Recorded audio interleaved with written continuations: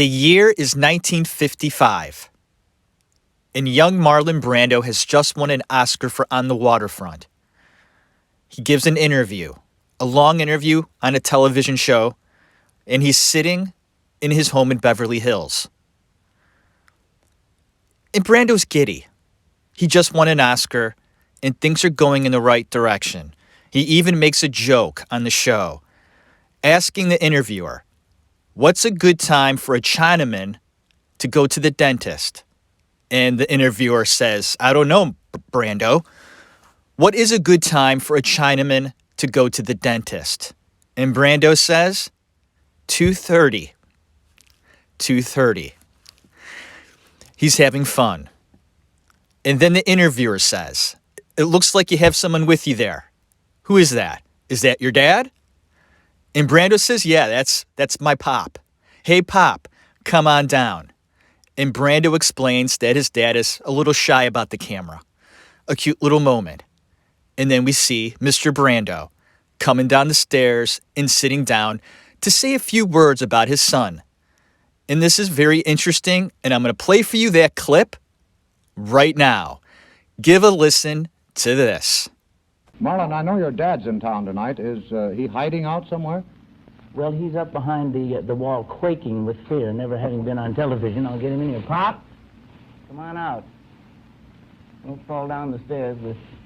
Now, we'll ask Mr. Brando some questions about his son, and I'm sure we'll get the blunt and direct answers. Good evening, Mr. Brando. Good evening, Mr. Morrow. I imagine you're just a bit proud of your son right now, aren't you? Well, as an actor, not too proud, but as a man, why, quite proud. Mr. Brando, tell me this. Was he hard to handle as a child? I think he had the usual childhood traits. I think he had probably a little more trouble with his parents than most children do. You mean bringing him up properly? What was that? You mean bringing his parents up properly? Training them in the way they should go. Yes. Marlon, in the interests of justice and fairness, would you like 30 seconds to defend yourself? Well, I really don't feel I need to defend myself. I can lick this guy with one hand, so let it go. Tell me. Ouch! Can you feel the tension? It's thick. It's thick. Back in 1955, you can feel the tension between Bud Brando, Marlon Jr., and his dad, Marlon Sr. He was a tough guy. The interviewer asks, "Mr. Brando, I feel you're pretty proud of your son, right?" And what does he say? "Oh, not so much as an actor, but as a man." And what does that mean? Tell you what it means. Senior Brando wasn't too fond of his son being an actor. And I've mentioned this before. It's a silly life. It's not a man's work. And Mr. Brando felt this way. And his son feeling that. I'm sure he got that all the time from his dad. Although his dad did say he was proud of him as a man, speaks volumes. And why does it speak volumes? Because his son was starting to make a lot of money. And making a lot of money is what Senior Brando was all about. He wanted to make money. He was a businessman, a salesman, and he worked hard to make money. He felt, and this is Brando's dad, felt that if he did well in business, it meant that he was a man among boys, making it, doing it right, making the buck. That's what it was all about. Because his dad had low self-esteem, and it spawned in his childhood. So his son making money was a good thing. And young in his career, Mr. Brando was starting to make money. He did stage work that was very successful and was bringing in paychecks doing Broadway shows that were quite ludicrous back in the 50s. And he would send part of his paycheck to his father. Think about that. Brando in his early 20s was sending part of his paycheck to his father. And Bud actually liked doing this. Marlon Brando Jr. would actually get a kick out of sending his father money. Mr. Brando, the dad, had a way of pushing buttons with his son. He would berate him, tell him he was nothing, a nobody, worthless. But when he started making some bank, I mean, Marlon Sr. was still an asshole, of course, because he was just an asshole. But at least Bud was making some money. And Marlon feeling, I'm making all this money, and I'm giving money to my dad, this dick. It was sort of a fuck you to his father.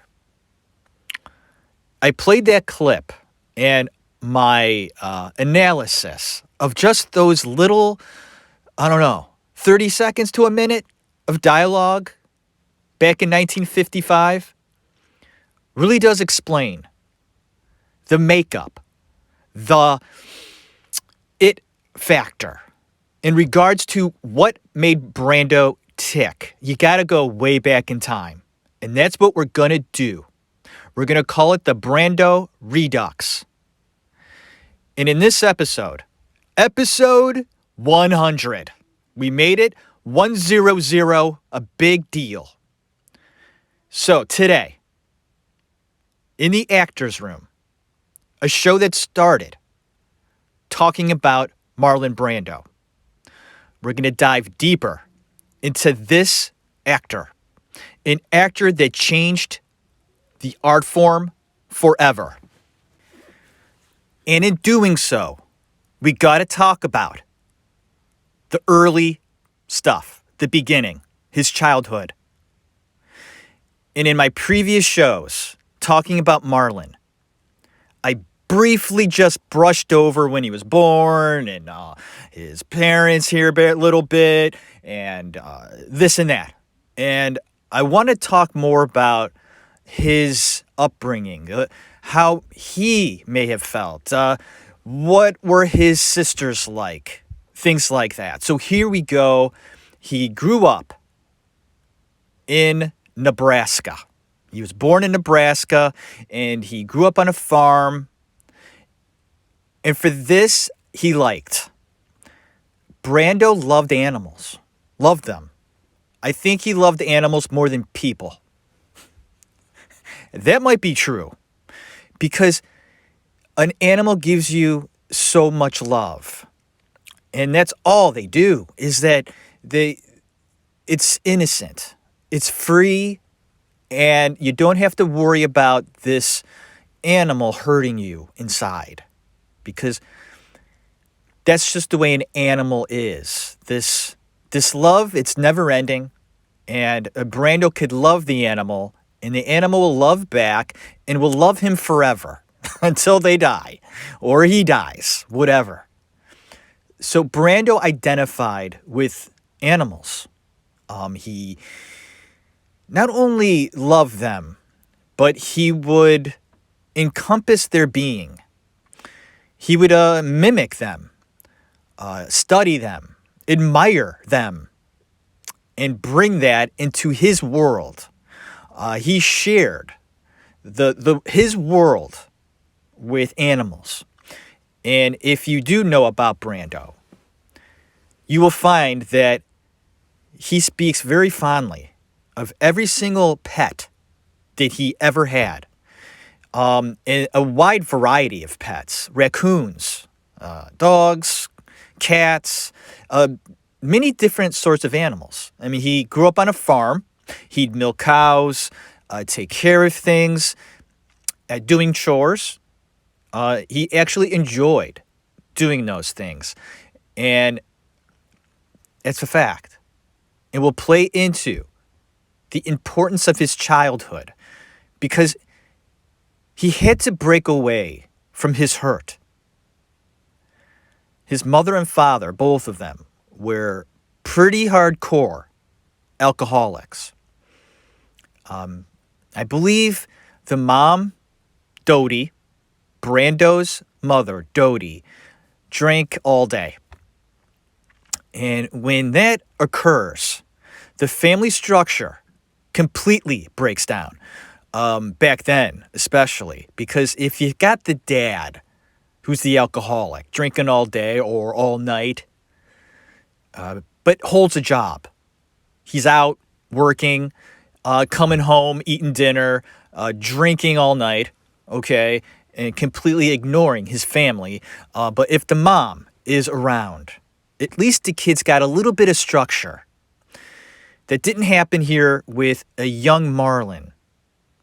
His mom drank, and she drank a lot. This affected the household. So now everything is skewed, different. Drinking is more important than everything else, like a drug. Same for alcohol. So when both parents are drinking a lot, and I think Dodie, the mother, drank more than the dad. The dad drank too. Okay. With business trips, it was part of the way of life. You went on business trips like the dad did, and he drank with his customers, making the deal. And it's just sort of continued when he was home. Brando's father was domineering. He yelled a lot. He wanted structure in the home, and it just wasn't happening. The mother, she didn't want to do housework. She wanted to drink, and she wanted to act. Mrs. Brando loved acting. It was her life, besides drinking. She loved her kids, yes, but acting and drinking were the two most important things in her life, and also socializing. She was a butterfly. The dad wasn't. He liked to drink, he liked to smoke, and he liked to stay home, for the most part. He wanted to work. He worked sometimes 7 days a week, hardly ever home. And when he was home, he was just a pain in the ass. At least the mom was fun. She let the kids do whatever they wanted. Bud and his sisters were able to just do whatever they wanted, for most part. Okay? They just left the house in the morning in the summer and didn't come home until nighttime. Dodie just didn't give a shit. She loved her kids, but she had agendas. But the father would come home and want things done. Dinner on the table, the house cleaned, and most of the time, that didn't happen. Bud's childhood was scattered, shattered, a mess. No structure. Mom could be off somewhere. At the theater, with her friends, socializing, and the dad would be on business trips. Sometimes wouldn't come home till late. Sometimes wouldn't come home at all. And the kids are left to just be on their own. And one fact that always seems to come up in my head, thinking of his childhood, is that sometimes the parents would be gone. And we're talking about a young Marlon, 4, 5 years old. Wakes up in the morning. Nobody's around. Mind you, his sisters were older. He had 2 older sisters. And they would take care of him too. But sometimes they weren't available. And little Bud Brando, at the age of 4 or 5, would go downstairs, see nobody was around, and was hungry. The parents made a point to put the peanut butter low enough so little Bud could get it and feed himself. That's how that house operated. They would eventually move out to Illinois later in Bud's young life. And the bullshit continued. And when you have 2 alcoholic parents, there's a lot of fights. Mr. and Mrs. Brando would fight a lot. Beer bottles thrown across the room. Nasty things said to each other. And the kids witnessed this, saw it, felt it. Just not good for any kid to be around. Mrs. Brando would forget to give the kids lunch money in the morning. She'd be hungover. And she would be going up to the school around lunchtime to give money to the secretary at the school. And they would say, Mrs. Brando, why don't you just give this money to your kids in the morning? Because she couldn't. She was hungover. She was asleep. So the kids had to take care of themselves in the morning. This is very sad stuff. And when I think about that stuff, because for me, I can't wrap my head around it. I take great pride in being a good parent. And I was lucky that my parents were amazing parents. They were there for me in the morning. They made me breakfast. They made my lunch and put it in a little bag. And were there for me when I got home from school. Little Bud Brando, little Marlon Brando didn't have that. He couldn't rely on his parents being home when he got done with school. He didn't have that structure that a kid needs to form the right way. Marlon's family also was very progressive, especially the mom side. A lot of philosophical talk, a lot of interesting reading. They were very artistic on that side of the family. The dad, none of that. He didn't get any of that artistic stuff from his dad. Got it all from his mom. And that side of the family, like I said, I think they delved into a lot of different aspects of art through books, music, and other things as well. This will influence Bud. And I'll tell you why. Because there was culture a bit in the arts. So this sparked interest in that way of life and to express his feelings. Because you got the mom interested in theater, and she was an actress. Bud saw that. I don't know how he felt about it at that time. I think he liked it and was interested to know about it, but he didn't show it. He didn't want people to see his interest. And why would he do that? That's a defensive mechanism. If you show anybody a certain vulnerability, because him thinking acting was cool, hip, or whatever they said back in the 30s and 40s, that would be vulnerability. And there's no way in hell that a young Brando was going to show any boy or girl when he was younger that he liked acting. I think he was interested in it at a young age because his mom liked it. Bud was a tough kid. He would get in fights a lot in school. He would defend younger kids that were smaller. Thought that was cute. Found that out. Good-looking kid, even at a young age when he was a toddler. There are stories that he would watch a neighbors across the street. And little Bud would go up to their doors, knock on them. And the neighbors would open the door and see this little kid with these droopy eyes saying, "Can I please come in?" They'd let him in, and he would just stand there and watch the moms, the wives, do things around the house like laundry and cleaning the house. And little Bud would just stand there and watch them.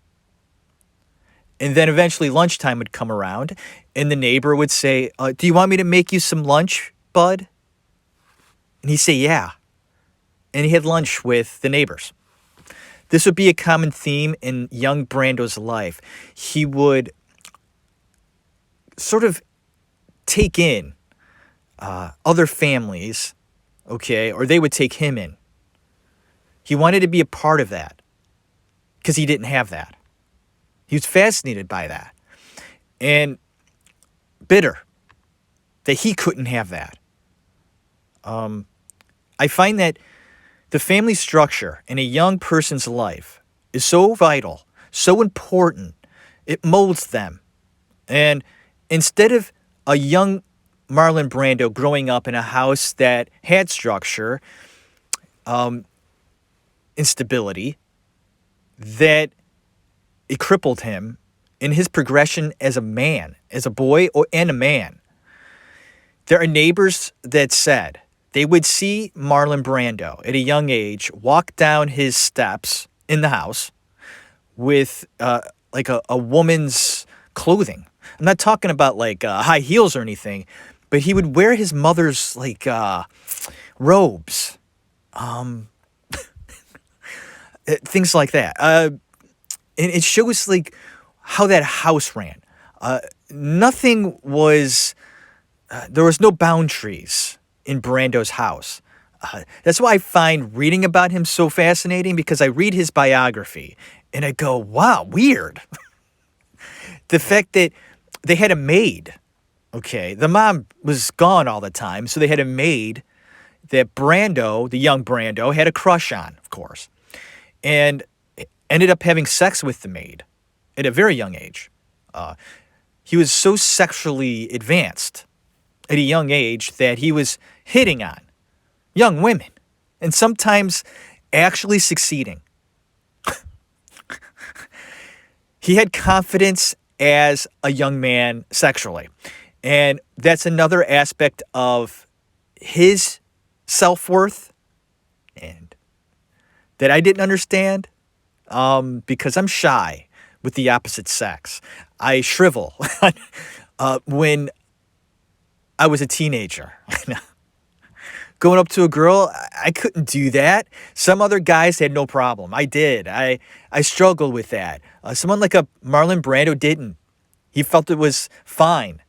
And he felt very comfortable in his skin. And had no problem at all approaching women. Young girls. Good for him. That's another reason why I looked up to him. It's because I wanted to be like that. I wish I could have been like that. I would have gotten more dates maybe. But I think I'm talking a little bit too much about the childhood thing. But there might be a reason why subconsciously I want to do that with Marlon, because it explains how he became such a great actor. All of these things that he experienced in his childhood, mostly bad, will shape how his talent could come across on the screen or on stage. He could go back there, feel those emotions he had, mostly bad, about his mom being a drunk, sleeping with men she met at the bar. And the kids would have to go find her in the morning at the bar. And sometimes when she wasn't at the bar, she was at some guy's house or apartment. And they'd have to go find her and bring her home. And so he would remember that stuff. Although he wanted to tuck it deep down, it was still there within him. And he tapped into it when he was on stage. And those emotions you see from him come from a place of reality. That all that hurt plays into his acting.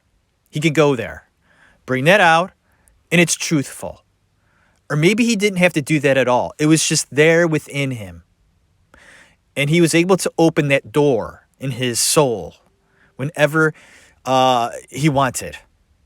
Hurtful, yes, but it gave him a better performance.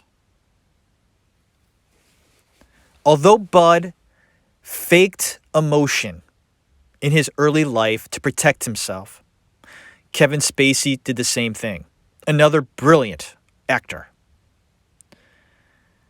They created a protective shell, both Marlon and Kevin. It's plain as the nose on your face.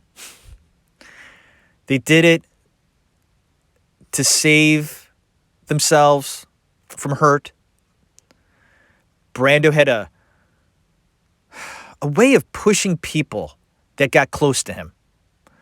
He would push them away. Another defensive mechanism.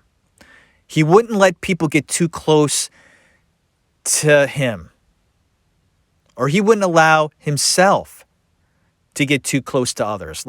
I'm going to correct what I just said.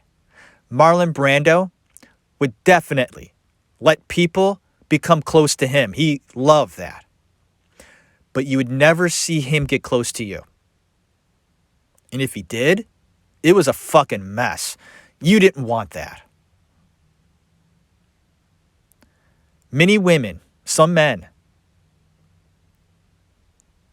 attempted suicide numerous times just being a part of Brando's life. Look it up. It's true. He would damage them psychologically, emotionally. They would get so close to him. And then he would completely push them away. It was this never-ending game.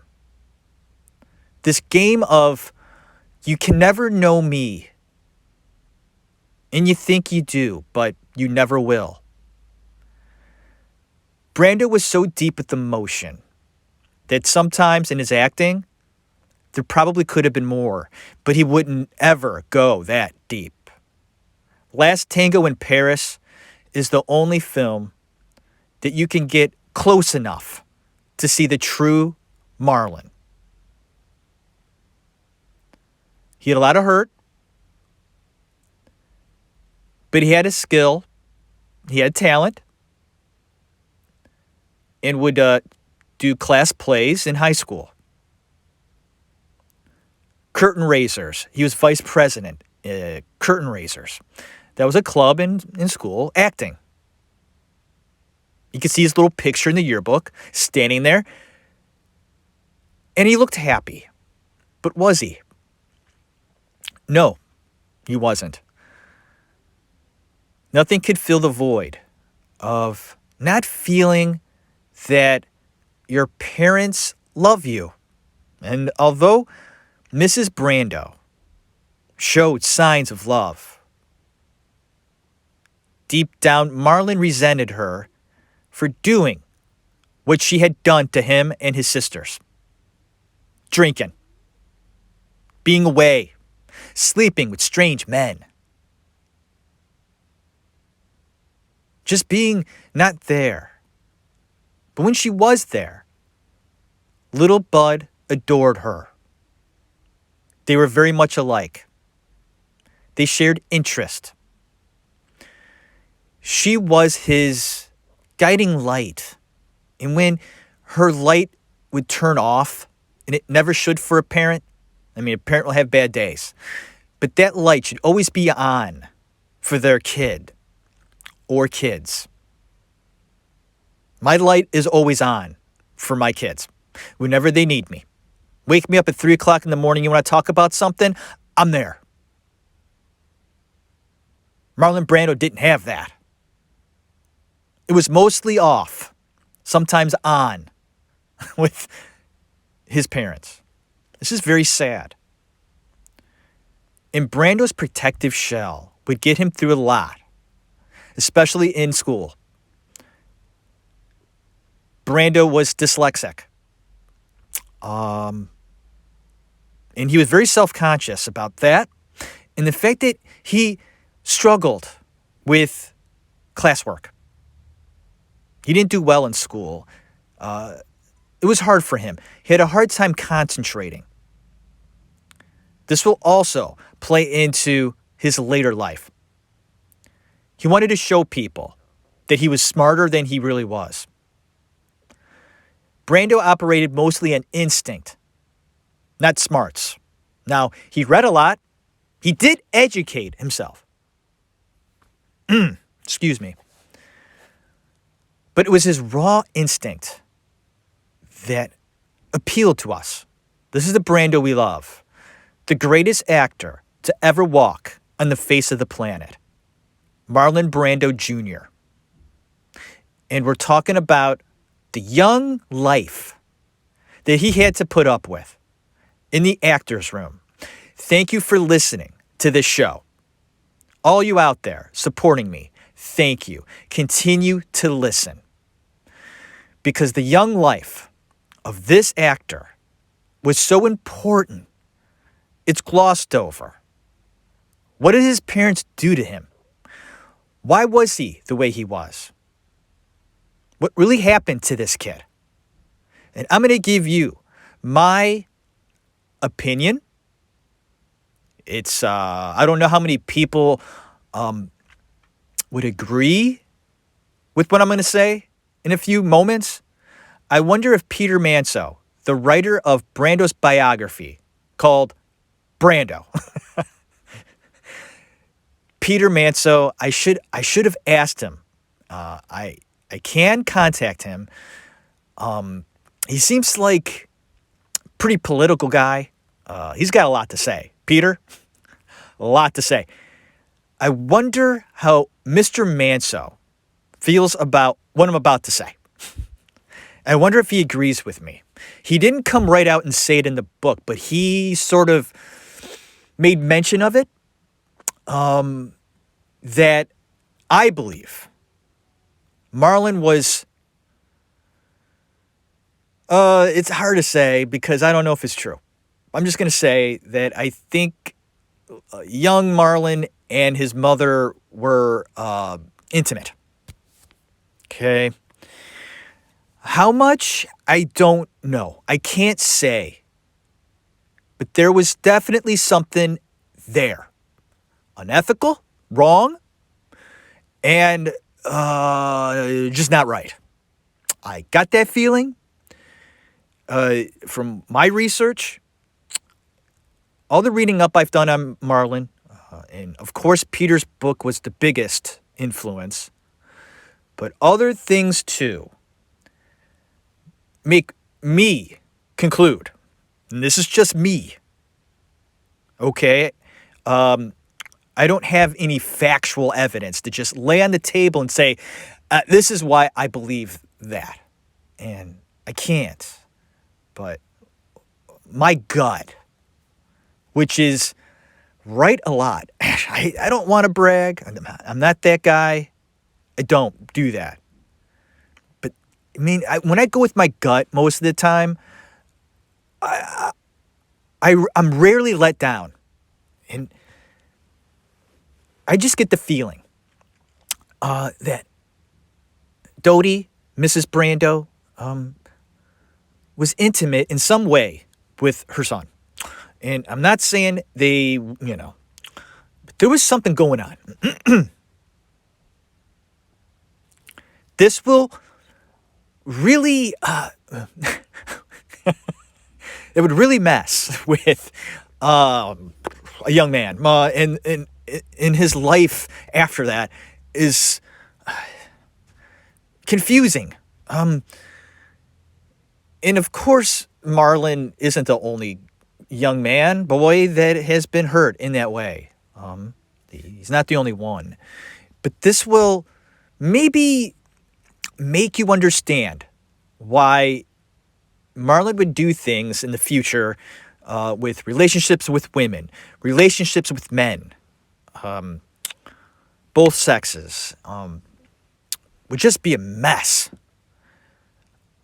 Beyond all, like, the things that we'll talk about are things that you go, that should be in a movie. They should make a movie about this.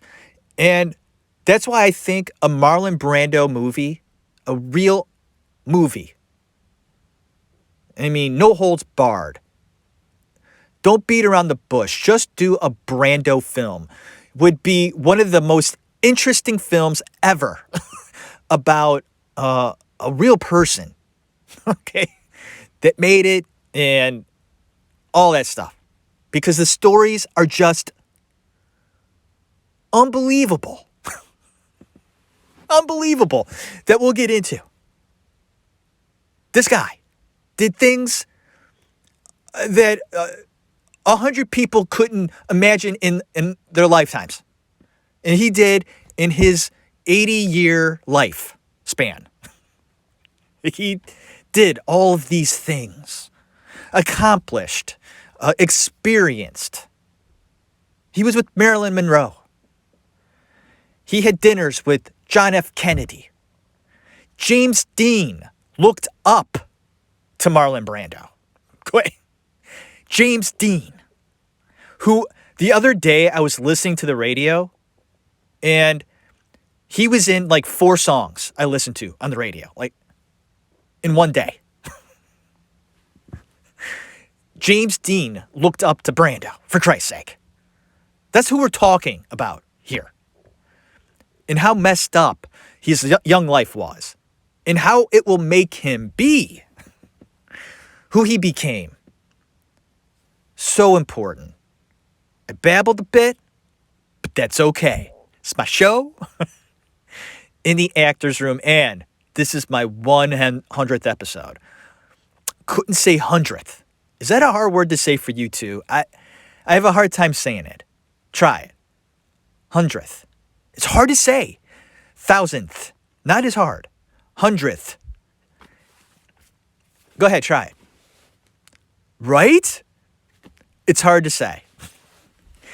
I should be drunk right now doing this episode. I should have a glass of wine right here. Instead of water, I should have wine or beer. It's a celebration. 100 episode. The first part of the Brando Redux. Talking about his childhood. Wow. Did Mrs. Brando do some weird things with her son? I think she did. And this will do damage to any child. Any child. Let alone a child with weird parents anyway. Poor kid. But hey, it all can't be Leave It to Beaver. Okay? And he's not the only one that grew up in a weird household. Okay? Other kids grew up in probably even more fucked up situations, of course. Okay? That you read in books that these serial killers become, right? But let's get into a few interesting stories, okay, about the young Brando. He'd get in trouble a lot in school because he didn't give a shit. If he fucked up in school, okay, like his mom, number one, she didn't care. They'd have conferences and she wouldn't show up. She had better things to do. I mean, they had to make sure they could get her at certain times because eventually, okay, you got to talk to the parents. Your son, he's not good in school. He's throwing things. He would write shit on the board with shit. He just didn't write shit on the board. He would smear shit as he wrote shit on the board. You know, doing the stupid stuff like spitballs, things like that. Brando would walk into class, and I'm talking grade school, folks. He'd walk into class with the scowl. You knew something was going on inside this kid. He'd come to school pissed. Pissed about God knows what. What the hell he saw when he was a kid. The nights. The drunken nights of his parents screaming at one another. Neighbors said they would hear those two, Dodie and Marlon Sr., screaming at the top of their lungs at one another on a pretty regular basis at the height of their drunkenness in the middle of the night. And you got these 3 kids hearing this, probably ripping their hair out. Just, Mom and Dad, shut up. Look what you're doing to us. Our family is a mess. And Bud would take it out on his teachers. Okay? And not caring at all about schoolwork. Not really. And just doing bad things. He told the teacher that he forgot something and wanted to go get it. And I think the thing was his glasses or a pencil. So the teacher said, fine, go get it. And this was in the beginning of the class. Like the beginning of the day. And Bud got up and went out the door, and they didn't see him for the rest of the day. When he came back the next day, the teacher's like, Bud, where were you? I told you it was okay to get your thing, but you never came back. And Bud said, well, you didn't ask me where it was. It was at home. So I went home and got it. This is the type of bullshit that the teachers had to put up with. He became unruly, not only at school, but at home. A tyrant, picking on his sisters, picking on everybody. If his older sisters brought a boy home, their boyfriend, he would ridicule the boyfriend to no end, making fun of him. Brando was an observer. He observed behavior. Even at a young age, he would sit back and he would observe you in sort of a disturbing way. He'd stare at you. He wouldn't say a word. He'd pick a chair, sit in it, and stare at you. And I'm not talking about for a few moments. He would stare at them for a significant amount of time. Creepy. He was learning about behavior. What makes other people tick? Seeing what they do. Brando would notice that boyfriend number one would rub his nose a lot and had a big freckle on his cheek. Or he walked kind of funny. He didn't have nice shoes. Whatever it was, Brando would see that, put in his head. And then when they were sitting around the dinner table eating together, and his older sister has the boyfriend there, he would make everybody feel uncomfortable at the table by pointing out the boyfriend's discrepancies. Did you see the way John always does this with his nose? And he would mention the freckle because he knew that the freckle was like a mole and it made the boyfriend very uneasy. Brando loved to do that, to pick at you, to get a reaction, to feel. And feeling something was enough. But he got a kick out of destroying others, breaking them down, and seeing how they react to it. And Brando got something from that as well. He would take all that in and not give much back. He was a selfish person. Marlon Brando was selfish. He wanted it all. He wasn't getting love at home. No respect from his father, the son of a bitch. Not enough love from his mother, except for other things. Of course, that's my opinion. Folks, that's not fact. My opinion. I think it's true. I do. And Peter Manso mentioned it in his book, the biography, doing a lot of research. There were some weird things going on in that house. In Nebraska and Illinois. Young Marlon. Growing up. Trying to figure things out. And in the meantime, trying to stay sane in his world. He's a good-looking guy. Good-looking kid. He can use that. Plus, he would take out all of his energy into sex. He would fuck almost anything and everything. Not animals. Talking people. Okay, he didn't go that far. I can't believe that he had a dick when he died. I'm sure it was just like this thing. I don't know. He had so many STDs and stuff. Like, I don't know. A lot of just... He had to have. How he didn't catch a deadly one, I don't know. He got lucky. Because the guy was on top of everything. And he used sex not only to just dominate a woman, but it felt good. Hey, right? And it was something he was good at, by the way. Wooing a girl, a woman. He had a way of making them feel like they were the only precious little flowers on the planet. Just them. He'd make them feel that. Be tender with them.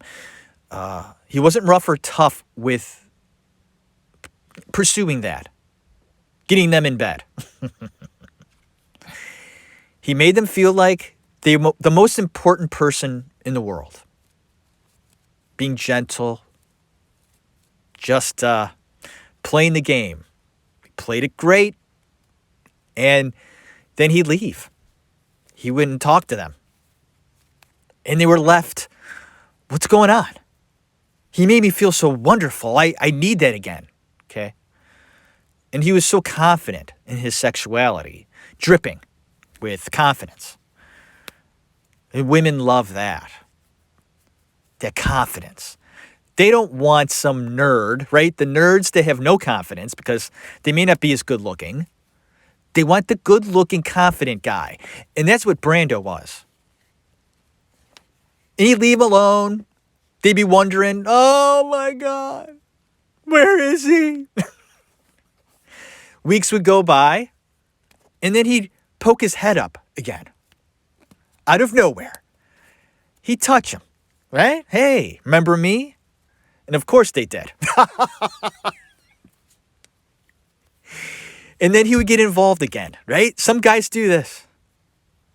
And once again, they're the most precious flowers again, right? They wilted a few weeks, and then he poured water on them again.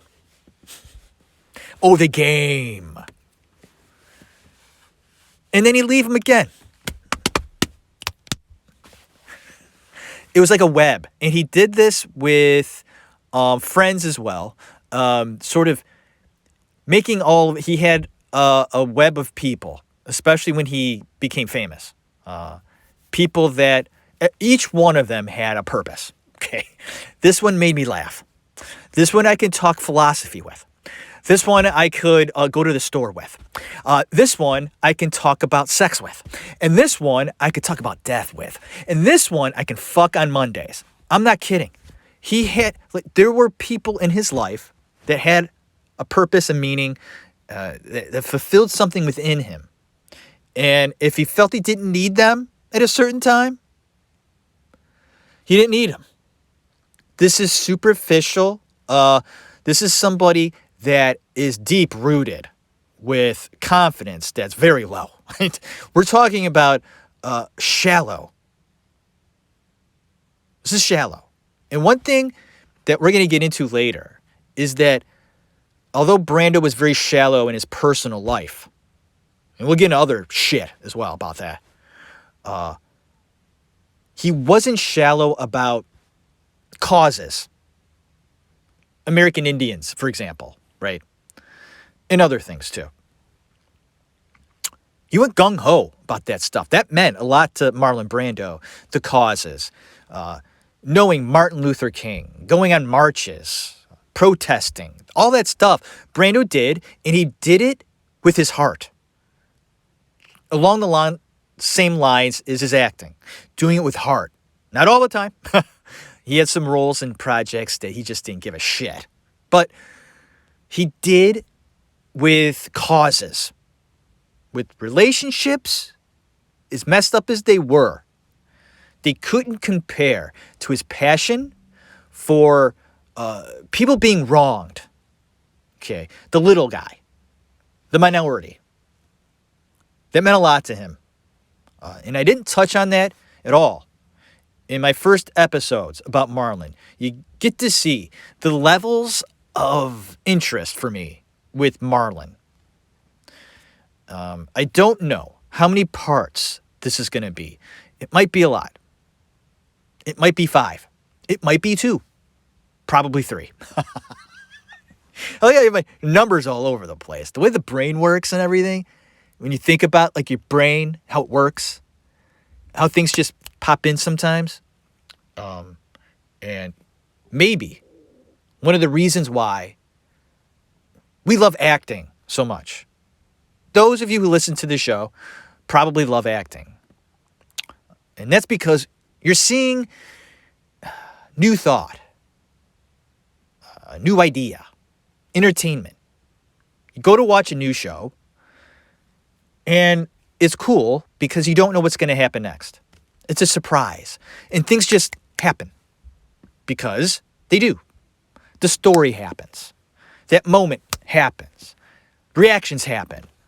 And you're feeling something happen, and that little firework goes off inside. Marlon Brando loved the little fireworks going off in him with getting reactions off of people. Seeing how they felt about what he did.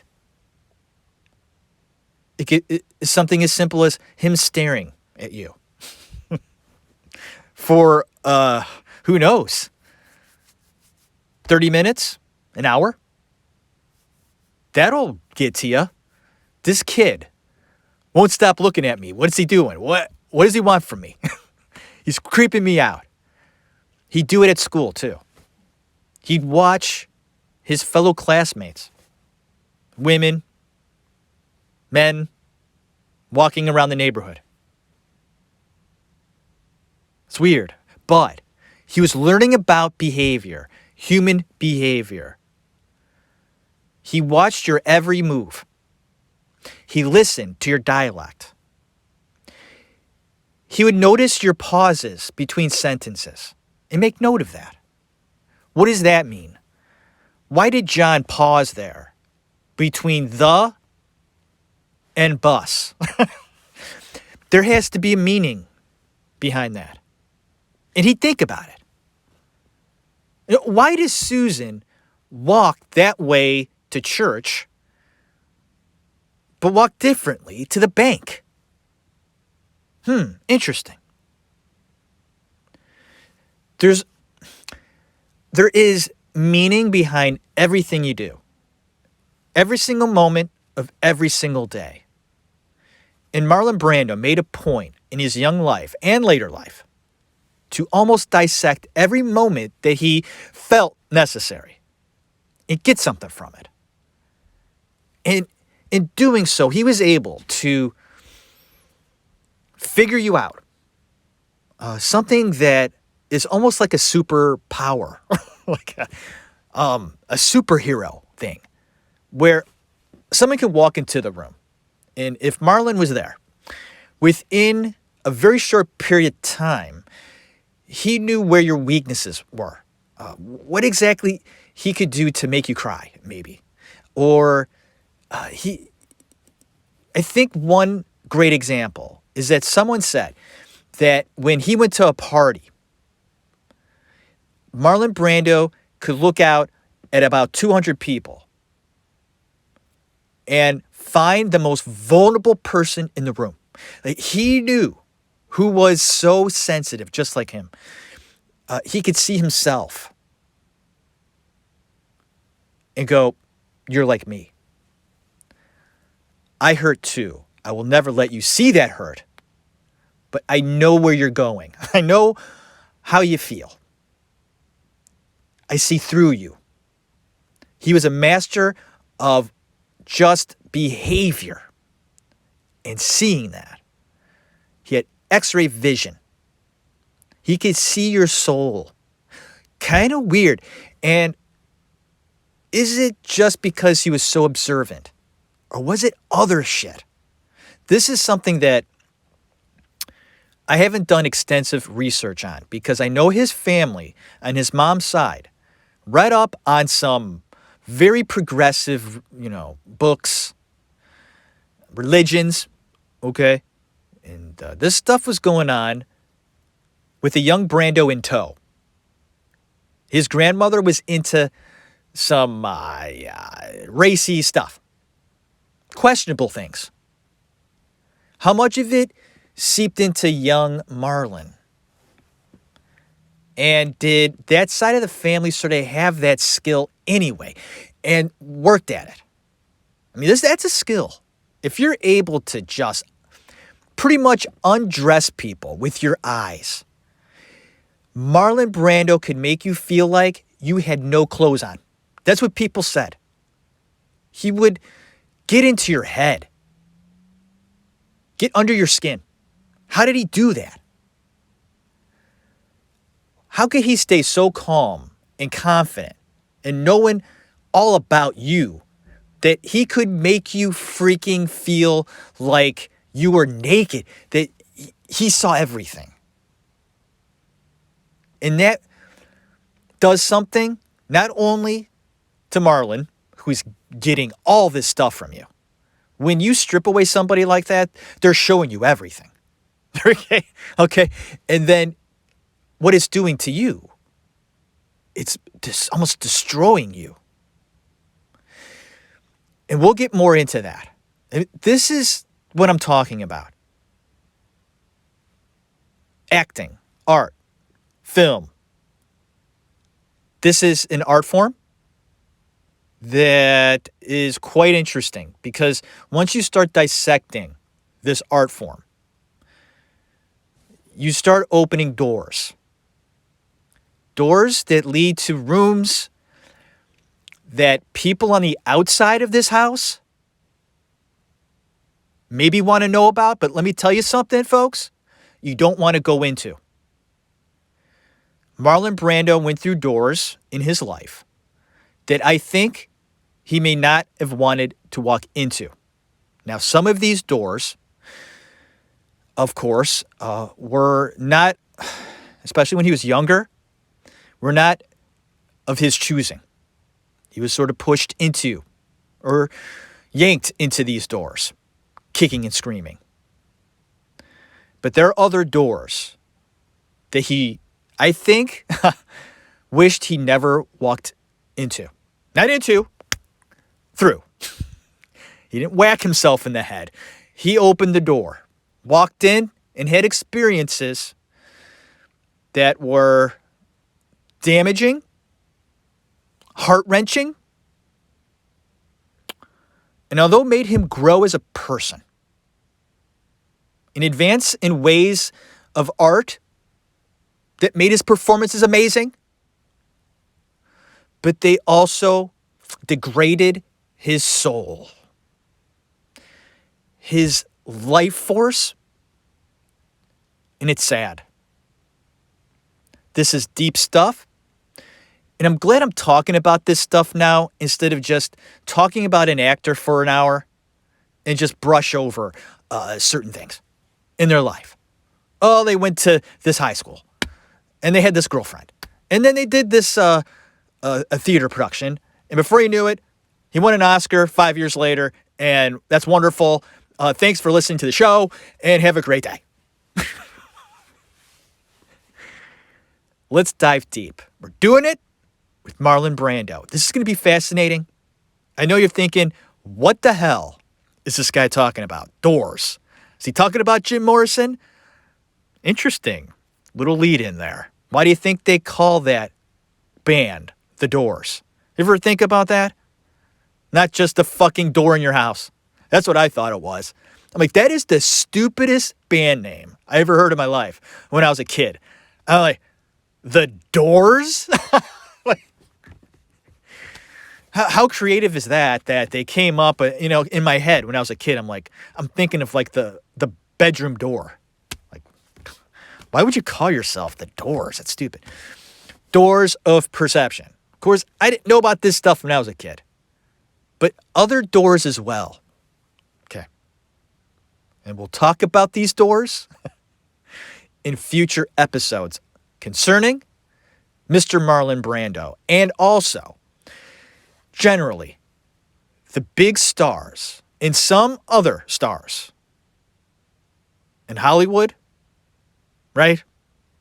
These big stars, what doors did they walk through? Huh? And I told you last week, we're going to talk about that stuff too, damn it. I'm ready.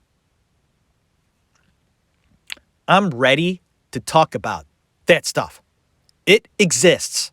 And there are people in the business today that have also walked through doors. Dirty, dirty doors. And then you think to yourself, why are they so big? Why are they stars? What did they do? Were they lucky? Maybe. Right? Knew the right people? Yeah, that helps. Does. Sure. Sometimes, I hate to say it, man, but I think there's quite a lot of dirt on a lot of these people that we admire. And do you think they give two shits about you? Some of them might. Some of them might. It's such a fascinating profession, right? Because these stars depend so much on you. Think about that. Their paychecks, the fucking houses they're living in, the kind of jets they fly in, right? Their private jets, okay? These big stars. I mean, yeah, they're there in their nice big houses because of their talent. Sure. Do you know how many people have talent? A lot. But they're living in those houses, flying in those planes, and going on those vacations because of you. Yeah, you. You pay the tickets to go to the theater. You buy those subscriptions to Netflix, Hulu, HBO. You buy DVDs of movies you love. And you're just one person that likes movies. Think of all other millions and billions of people, too. If it wasn't for us, they wouldn't be living in those houses. They depend on their audience. But the one thing that we do get, and I'm being a little, I'm being like that today. But this stuff is true. But what we get is entertainment. That's what I get. And I also get that feeling that Marlon Brando gave to me way back in the day. That I still feel today. I love watching actors. They give me something. So, in that respect, I don't need these actors to know me. I don't need them to say thank you. I guess I'm getting their talent, and what they give me is happiness. And I hope to give you happiness listening to the Actors Room. Thanks again. This was part 1 of the Brando Redux. We're diving deep into Marlon Brando Jr. I hope you tune in next week because you're going to learn more about this guy. I just touched on a few juicy things. There is so much more juicy stuff to talk about. Whoa. So sit back, relax, enjoy your day. I hope you had fun today, or you will have fun later on. And enjoy the weather, even if it's snowing somewhere. It's beautiful, right? It's fall here. The weather's perfect. And all of you out there getting through this interesting year, hang in there. We'll get there. I hope you enjoyed the show. Tune in next week, part 2. God bless you. Have a good one.